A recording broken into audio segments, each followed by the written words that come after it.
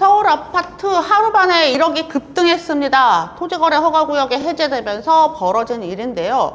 아예 나왔던 매물들이 싹 사라지고 물건 자체가 없어지고 있습니다. 자, 이런 상황이 기회일까요? 위기일까요? 서울시의 토지거래 허가구역 해제가 가져올 변화에 대해서 자세하게 알아보도록 하겠습니다. 먼저 토지거래 허가구역 자체가 무엇인지 좀 설명을 드릴게요. 여기 지역이 보이시죠? 자, 이 지역들은요, 거래를 할 때 허가를 받아야 되는 곳이에요. 부동산 투기를 막기 위해서 이 지역은 급등할 가능성이 있기 때문에 어떤 특정 지역들을 정해서 부동산을 살 때 구청장에게 미리 허가를 받도록 한 제도가 토지거래 허가구역입니다. 그러니까 허가를 받지 못하면 살 수가 없는 거예요. 내가 사고 싶어도 일정 조건을 다 통과해야 됩니다. 그래서 토지거래 허가구역의 물건을 사고 싶지만 사지 못하는 사람들이 정말 많았는데요. 그런데 경매는 예외였어요. 경매로 낙찰을 받을 때는 예외적으로 허가가 없어도 소유권 이전이 가능했습니다. 그래서 경매에 이 지역에 있는 물건들이 나오게 되면 낙찰가가 시세에 육박하는 그런 가격으로 낙찰이 되곤 했죠. 왜냐하면 일정한 조건을 지키지 않아도 되는 그런 어떤 특혜가 있었으니까요. 이런 상황에 이번에 서울시가 이 규제를 전면 해제했습니다. 난리가 났어요. 그리고 이 해제가 된다라는 소문이 들면서부터 이미 거래가 시작되기 시작했죠. 특히 경매 시장에서 활동하시는 분들이라면 이럴 때 어떻게 입찰을 해야 되는지 좀 고민이 있으실 거예요. 자, 이 지역은 돈이 있어도 그동안 마음대로 살 수 없었던 지역이라고 했잖아요. 그런데 이제 더 이상 허가를 받을 필요가 없고 즉시 내가 사고 싶을 때 계약이 가능해졌죠. 그리고 재건축, 재개발을 해야 되는 그런 상황에서도 조금 더 활성화될 가능성이 높아졌습니다. 특히 무엇보다 실거주를 하지 않아도 되는 거예요. 토지거래 허가 지역에서는 실거주가 필수 조건이었거든요. 그런데 실제 내가 거주하지 않더라도 전세로 세팅해서 좀 장기 투자할 수 있다는 거죠. 난 지방에 살고 있지만 이 핫한 지역에 이 아파트를 사고 전세 세팅하고 시간을 두고 하는 것들도 충분히 가능하다는 얘기예요. 이게 이제 기회입니다.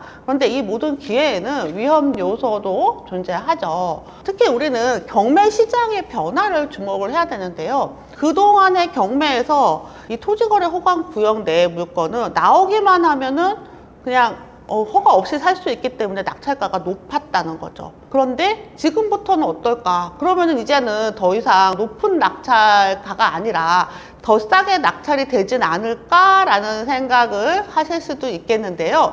사실 또 그게 그렇지 않을 것 같습니다. 예전에는 일반 매매가 불가능한 시기였기 때문에 경매가 조금 더 유리했다면 지금은 일반 매매가 자유로워지면서 오히려 이 낙찰가가 올라갈 수도 있어요. 부동산 가격 자체가 오르면 낙찰가도 덩달아 올라가는 거거든요.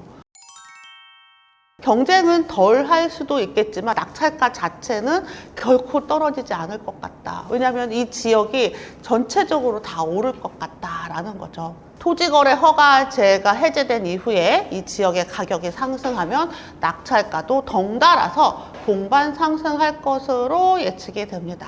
자, 우리는 이제 어떻게 하면 좋을까요? 이 지역 물건을 눈독을 들이고 계시는 분이 있으시다면 한번 방향을 좀 찾아볼게요. 투자하는 것에 대해서 장점과 단점을 먼저 좀 보겠습니다. 가장 큰 장점으로는 거래가 자유롭기 때문에 내가 사는 것도 자유롭고 파는 것도 자유롭습니다. 실거주 의무가 없기 때문에 투자 전략을 다양하게 활용할 수가 있죠. 전세나 월세로 세팅을 할 수도 있고요. 그러면 거래가 조금 더 증가할 거고 시장이 활성화될 겁니다. 그리고 가격이 아마 상승하겠죠. 그런데 반대 단점을 보면요, 이렇게 투자 완화를 하면서 단기적으로 시장이 좀 과열되게 겁니다. 투자를 하려는 사람들이 증가하고 경쟁이 심화되면서 일시적으로 가격이 꽤 많이 오를 수 있어요. 그러면 과연 이 상황에서 매수하는 것이 옳은가에 대한 고민에 휩싸이게 됩니다. 그리고 무엇보다 정책은요, 계속 바뀌어요. 지금도 얼마든지 변동할 수 있다라고 얘기를 했기 때문에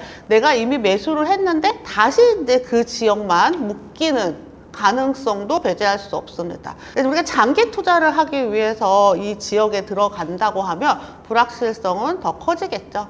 장점이 있는 반면에 단점이 있습니다.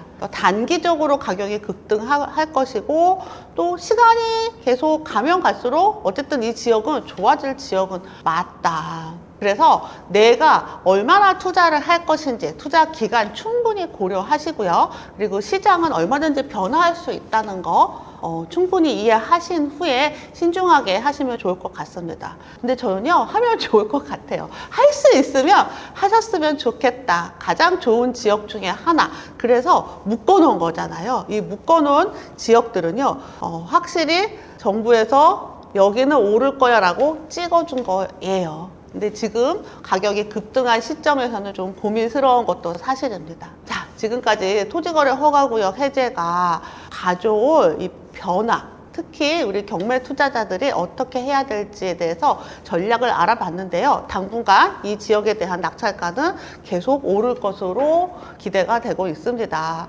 그래서 내가 할 수 있는 역량과 시장 상황을 충분히 고려해서 신중하게 입찰하시길 바랍니다. 다음 시간에서는 실제 투자 사례를 가지고 부동산 세금 폭탄 피하는 법에 대해서 알려드리겠습니다. 감사합니다.